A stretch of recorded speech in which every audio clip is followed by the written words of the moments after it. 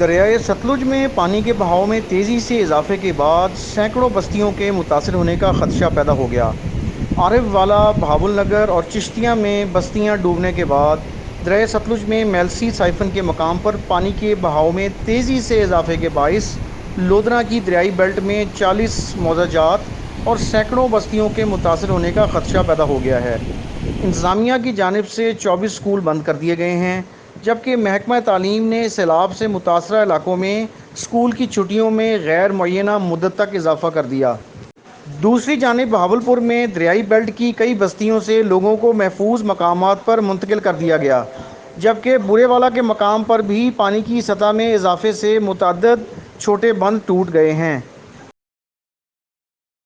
نگران وزیر اعلیٰ پنجاب محسن نقوی نے اوکاڑہ کے سیلاب سے متاثرہ علاقے اٹاری کے قریب سیلاب سے متاثرہ گاؤں کا دورہ کیا اور دریائے ستلج اور اٹاری کے مقام پر پانی کی صورتحال کا جائزہ لیا۔ وزیر اعلیٰ نے خیمہ بستی کے ساتھ سیلاب متاثرین کے لیے قائم کیے جانے والے ریلیف کیمپ کا بھی دورہ کیا اور متاثرین سے ملاقات کی۔ انہوں نے سیلاب متاثرین کو تسلی دی اور انہیں ہر ممکن مدد کی یقین دہانی کروائی۔ سی ایم نے سیلاب متاثرین سے سہولیات کی فراہمی اور کھانے کے انتظامات کے بارے میں بھی دریافت کیا۔ سی ایم نے ریسکیو اور ریلیف آپریشن میں مصروف قانون نافذ کرنے والے اداروں کے عملے اور اہلکاروں سے مصافحہ بھی کیا۔ اس موقع پر سی ایم نے بتایا کہ 35 سال بعد دریائے ستلج میں 2,78,000 کیوسک پانی آیا۔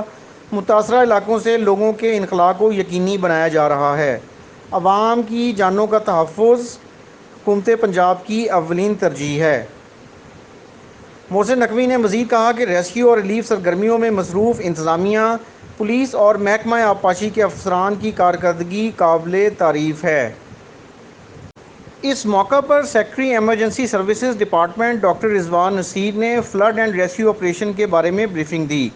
انہوں نے بتایا کہ پنجاب بھر میں 87,754 لوگوں کا انخلاء کیا گیا، 1,48,594 لوگوں کی ٹرانسپورٹیشن، 13,808 جانوروں کو محفوظ مقام پر منتقل کیا گیا۔ پنجاب بھر کے سیلابی علاقہ جات میں ریسکیو 1122 کی 425 ریسکیو بوٹ، 1,660 ریسکیور اور ایمرجنسی سروسز فراہم کر رہے ہیں۔ پنجاب بھر سے گزشتہ 24 گھنٹوں میں 8,484 لوگوں کا انخلاء، 420 افراد کی ٹرانسپورٹیشن اور 341 جانوروں کو محفوظ مقامات پر منتقل کیا گیا۔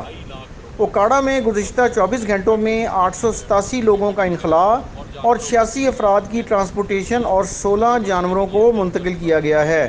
اسی طرح پاک پتن میں 2,853 لوگوں کا محفوظ انخلاء اور 46 جانوروں کو محفوظ جگہ پر منتقل کیا گیا۔ بہاول نگر میں بھی 704 لوگوں کا انخلاء، 116 افراد کی ٹرانسپورٹیشن اور 68 جانوروں کو محفوظ مقامات پر منتقل کیا گیا۔